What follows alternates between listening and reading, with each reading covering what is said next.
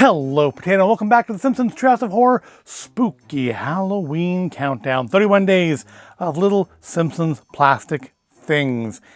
And like last Sunday, we have some little extra content today. A little bit. Not housekeeping, but extra content. Number of things I want to say before we get started.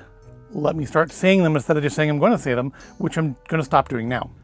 Item number one. I went to the Warehouse Club last night and saw that they still have these there for $8.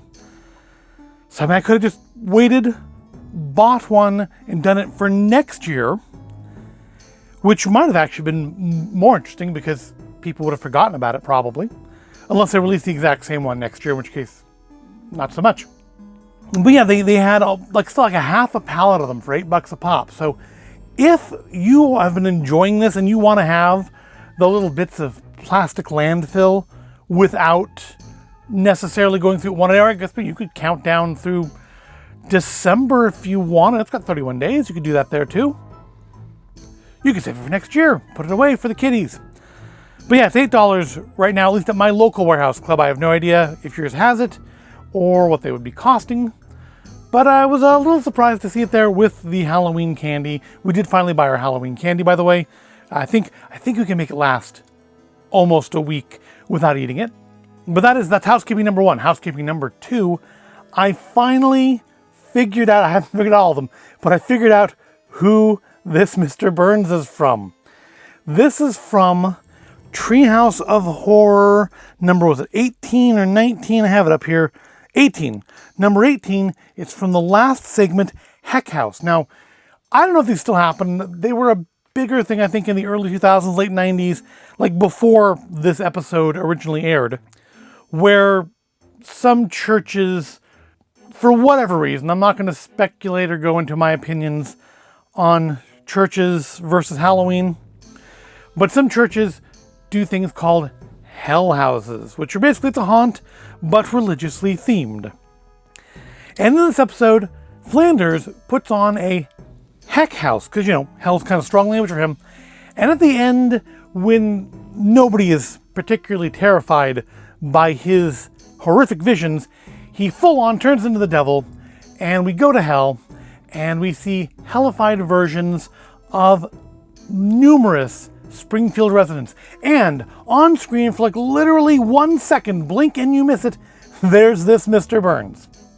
That's what it's from, Treehouse 18, Heck House. It's on screen for literally a second, blink and you will miss it.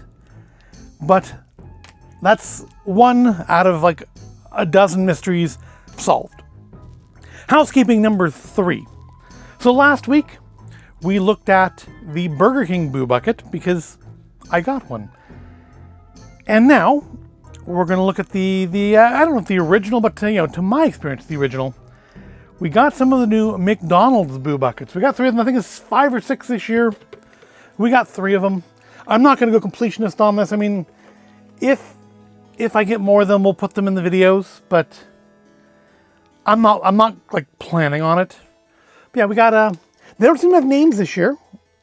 I don't think they did last year. We only got one last year, an abominable snowman one last year. But we have our traditional pumpkin bucket. And just like they have been doing, no more lids. Indeed, they don't even have themed lids. I think the first year they brought them back, this looked like the pumpkin lid, in 2 dimensions, and then McGoblin looked like she had a witch hat, and so on. This year they also have this kind of generic McDonald's top on them. Since they don't have a lid, they do come with a little activity sheet and stickers that supposedly glow in the dark. And 3 faces, but just like with the Burger King one, and as they have done, none of the faces are centered properly to the handle. So, I mean, this is the best one, and even then, I don't know if you can really tell on camera, but it's not a 90 degree to the handle, which is annoying to me. So I guess you can kind of pick which face you like the best. That one's interesting. And display that one forward, since your handle's not going to look right anyways. But so we got 3 of them. I think there's 5 or 6 this year, and we got 3. So we also got what would have originally been the Witch. Again, last time they had one like this with a name, it was called McGoblin. For what, I guessed at the time, and I still guess, because Wiccans are real and calling it a witch was offensive potentially. I don't know. I mean, better to not offend if you can avoid it, I suppose. We have our 3 little witchy looking faces here. And it came with its own different little sticker and activity sheet. And yeah, apparently they glow in the dark. And finally, we got, so basically what we got was like the traditional ones. The ghost, I mean, that's the traditional. But the ones they've done, like since when they expanded them out to multiple, we got our ghost Boo bucket. That's kind of a cute face.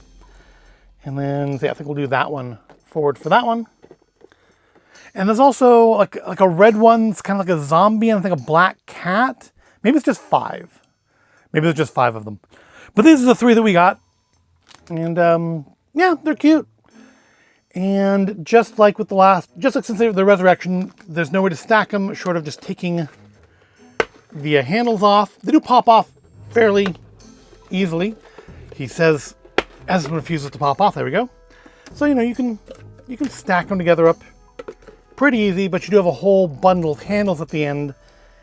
And of course, if you're stacking multiple years together, you need to figure out which handles went to which years, which I think this will be the first year that's going to be an issue, because I think they've all matched their looks up till last year at least.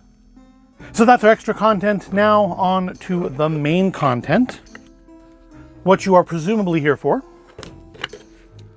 And that is the unearthing of our next Springfield horror. So move them back. I moved them up a little bit to make room for the buckets. All right, I think we're good now. So yeah, let's, oh, Barney fell over. Let's put you back there as well. So I don't know if we'll get any more of the Boo buckets. If I do, again, they'll be in future videos. If I get anything else from a fast food place, little Boo buckety things, they'll be in future videos. But today, let's open up box number 26 and see if it's a reference that I understand. Where'd it go? I made a point of finding it before I started recording today, and now I can't. There it is. Next to 27. Like the only one that's actually next to its next number. All right, so who is here for the final Sunday of the month? It is Cat Marge. So it's our second, well, it's our second Marge. It's the first one which has skin. I really thought we'd get Witch Marge. From the, I don't remember the name of it anymore. The one where they all become their costumes because a real witch wins the costume contest, and then they get mad because it's not a costume, which, I mean, that's fair. If you are an actual green-skinned, pointy hat-wearing witch, you shouldn't get to win a costume contest. You know, it's like, you know, kids who are on the high school football team and go out in their football uniform and go, yeah, I'm a football player. Well, it's not a costume. You are a football player. So yeah, this is from the island of Dr. Hibbert. It actually from the same episode as Chief Pigum. So it's our second one where we have 2 characters from the same episode. She is very soft. I guess because of how thin the legs are, they've made them very soft and flexible. But yep, this is Cat Marge, where Homer finds this version of her very interesting. And yeah, it's nicely done. Again, nice painting of the face there. Good sculpt. I'm a little more simplistic than a lot of what we've seen, but we do have the good texturing on the hair. But I mean, if you're going to go simple, I mean, do it well, and I did it quite well. It's got like kind of the least texturing on the body of anything we've seen. Again, we've got texturing on the hair, and again, it's a cat. I mean, how much texturing should there necessarily be? It's not one of my favorites. I'll say that. Island Dr. Hibbert's not one of my favorites. So I mean, it would be weird for something from that episode to super impress me when the episode itself didn't super impress me. I've never been that big of a fan of Isle Dr. Moreau, any version of it. But still, it's good quality, and at least it's not a character that's only on screen for 2 seconds. So that's a plus.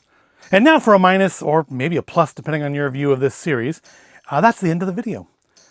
I hope you found it all interesting or entertaining. If you did, give it a like, subscribe to the channel, and come back tomorrow So we soldier on through a Monday and through this final week before Halloween. See you in the next video.